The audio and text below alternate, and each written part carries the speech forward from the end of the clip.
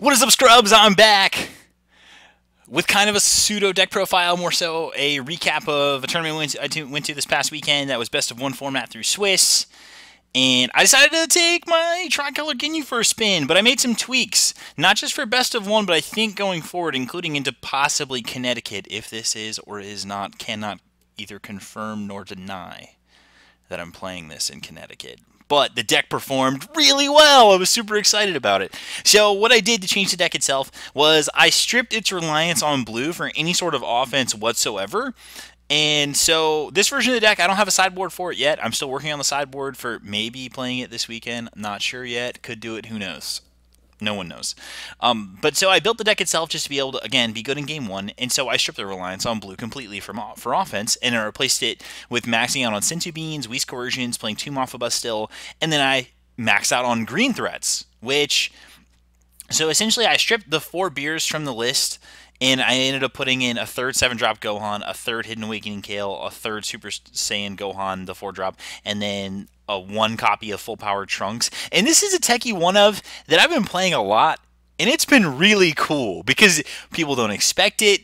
It's great in the mirror. It's amazing against Zamasu because in testing so far, I didn't get to do this at the event. I wanted to though, but in testing so far, when I play against Zamasu, sometimes I can just like play removal on the previous turn, and then on the next turn play a full power Trunks when they're at 3 life and swing. And I've won a game before, taking them down from 3 to 0.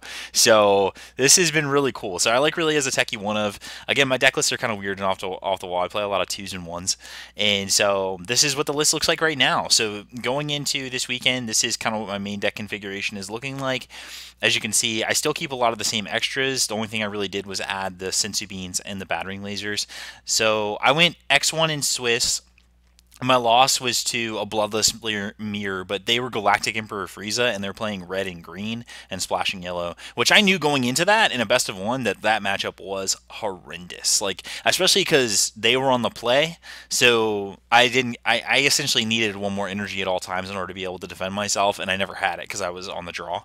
And so I lost that game rather handedly. I tried to stabilize, but he ended up having just like a great hand. Like, he had multiple TNs so he could awaken. He had a battering laser to kill my negate when I was trying to stop myself from dying. Like, he had a really good start, but again, I think that matchup is very play draw dependent. But either way, I don't think I'm favored in that match at all. But I'll take that. That's a loss I'm okay with taking.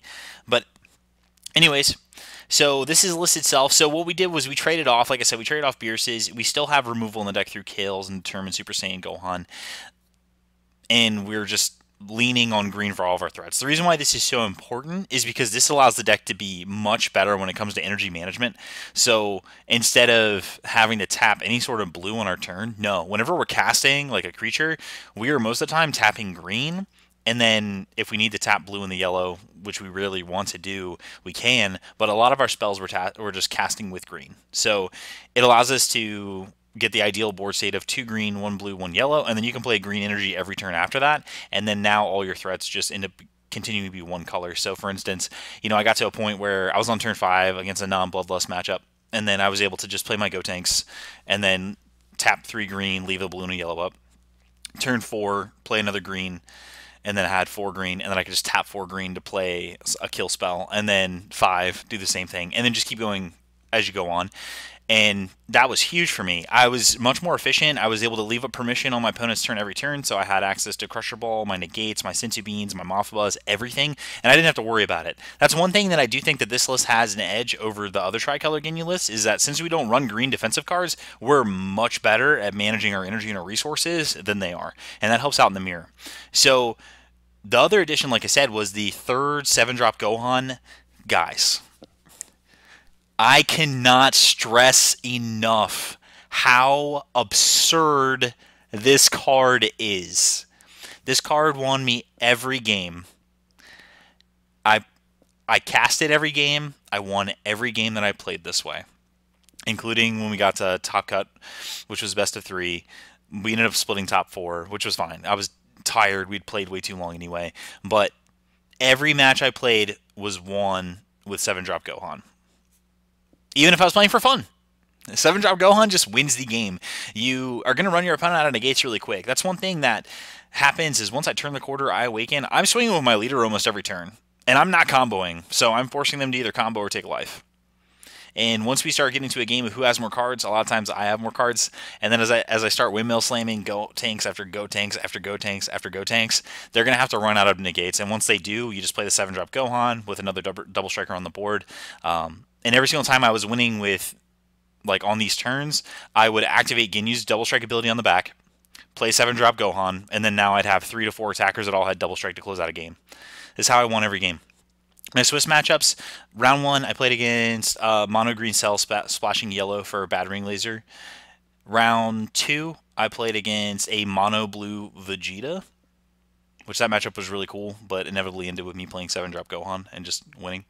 Round 3, I played against a...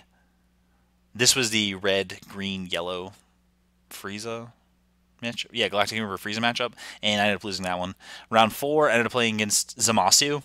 That matchup was really fun. Didn't feel behind or anything like that at all. I won the game in plenty of time.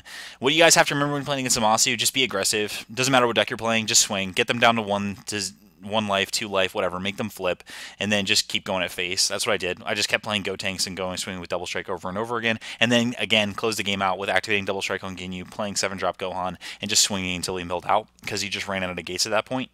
So won that match. And then round 5, my opponent was playing. He was going to be playing Tricolor Ginyu, but we at that point we just decided to just go forward because we were both going to end up making top cut anyway. And we played a game for fun. I played against Mono Blue Beerus, won that game handedly. Awakened early, got aggressive early, got their life total down, got them down to 2, and then played 7-drop Gohan, won the game. Top 8, I played against Metacooler, which that matchup, it's actually pretty funny how good this deck is game 1 against that matchup. Just because, of course, you run 4 Sensu Beans, but low-key MVP was Android 16. Because they would swing in, I'd be like, oh, Android 16 block, and I'd be like, do you want a combo? And they'd be like, no, and then I'd be like, okay, I'll combo over you. Your guy's dead, and I untap. Are you going to swing again? And then he'd have to pass. And then in game 1 of that match, I took him down from 7 life to 0 life because he tapped out on his turn, and I had 2 Go Tanks on board. I played a 7-drop Gohan, and I activated Double Strike on my leader, so I just swung in for damage clean, and he had no way to combo any of the Infinite Coolers on deck, and he couldn't combo with any 1+ 10Ks because he was tapped out. So, and then game 2, I got him down to 6 life that time instead of 7 because the game was going differently. And I ended up winning that game the same exact way.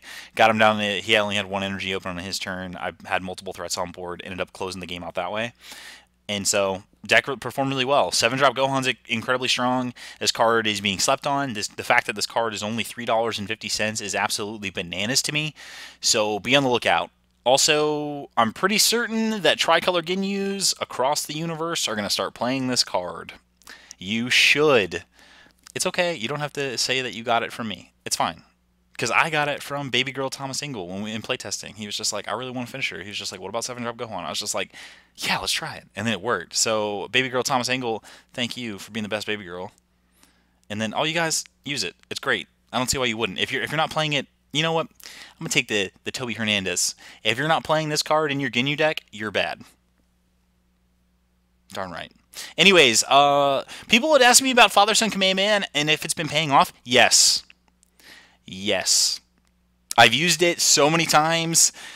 Regardless if I'm charging it for green energy, that's fine. But it's green energy with upside. And that's one thing I love about this game. All your energy can just have upside. And so I played against the Cell deck. They unioned up to 7-drop Cell. I cold bloodlusted it. It's just the most savage feeling. You cold bloodlust it, their effect doesn't go off, then you Father-Son it on your turn, and it's gone. They spent so many cards, and you were just like, nah, get out of here. So that's just a total blowout. Against aggro, it's great. Whenever they play stuff on curve, Father-Son it, blow it up. And then against the Metacooler deck, he played his Metacooler core on turn 1, and I was just like, Father-Son it, get it out. Get it out! I don't want it here. I don't want none of business here. But anyway, the deck's performing really well, so I may or may not play it this weekend. It may or may not have a same configuration to this. But I'm really trying to play something spicy, like something that no one's thinking about. So that's the goal. But otherwise, this deck's been the old reliable. Either me or my playtesting partner, Thomas Ingle Baby Girl, are going to be playing it this weekend. Might look like this, but who knows? Some scrubs might find out, though. Anyways, hope you enjoyed this. Sorry that it was super quick, but I just want to update you guys on my weekend and how much fun I had. Hope you guys had an amazing holiday. I'll see you guys at ARG Connecticut. Again, thank you so much for subscribing. Please sure to subscribe more often. Help me get more subscribers. I'm almost at 400. Trying to close out at 1,000 eventually. I want to hit it. I want to hit it within the next month and a half, 2 months. Like, let's get to 1,000 subscribers. I got shirts coming out. You guys saw the preview on the Facebook page. I got big news coming up down the pipeline with some possible sponsorships. That's going to be huge, huge sponsorships. So please be looking out for those. Otherwise, thank you guys so much again for subscribing. And thank you, Scrub Fam. You are best fam. Okay, bye.